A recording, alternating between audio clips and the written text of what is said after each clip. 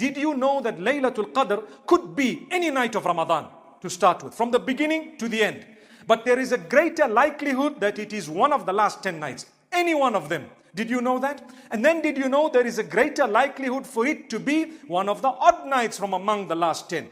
And then did you know that there is a greater likelihood for it to be from the second half of the last 10? Subhanallah. But a greater likelihood does not mean that it is not one of the other nights. So we are taught, take every night seriously. The dua, if I were to ask you, that would be most loved by Allah on an eve like this, what would it be?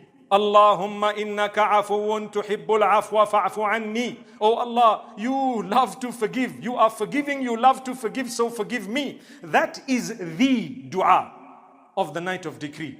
Over and above that, Allah creates within us needs. Allah creates within us certain things that we want. And Allah says, I created those things in you so that you can ask me. Imagine if life was just flowing so beautifully.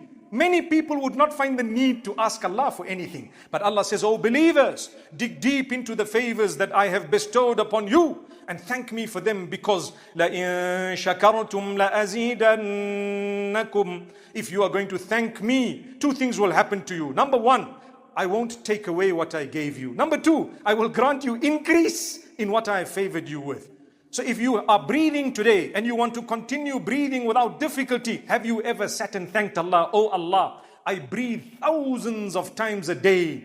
You don't charge me for it. I thank you. Subbuhun Quddusun Rabbuna wa Rabbul Malaikati wa Ruh. Oh Allah, praise be to you, glory be to you. You are the greatest. You are the Lord of the throne. You are the Lord of the universe, the worlds, the creation. You are the Lord of the angels, subhanallah. The Lord of the Spirit, the Lord of everything. You created everything. Oh Allah, we owe it to you. So on an eve like this, don't ever be lazy. Don't ever let the night pass without having sought the forgiveness of Allah. Because if you are to make a dua and you are to stand in prayer at night, even if it were 2 units, known as 2 raka'at, wallahi, if Allah accepted it from you, the value of it would be equivalent to having done that for 1,000 months. Laylatul Qadr khayrum min alfi shahr. We've read that so many times. Laylatul Qadr, the night of decree, is better than 1,000 months. May Allah forgive us. Part of the mercy of Allah is He knows we are human. He knows we will falter. He knows the world will consume us. He knows that occupation will overtake us. He knows that earning wealth and money will become a concern for us. He knows that some of our lusts and desires, we may fall for them. He says, I will constantly give you moments and seasons and times where you can reset your relationship with me. Come back. I love you. Allahu Akbar. Allahu Akbar. Have you thought of that?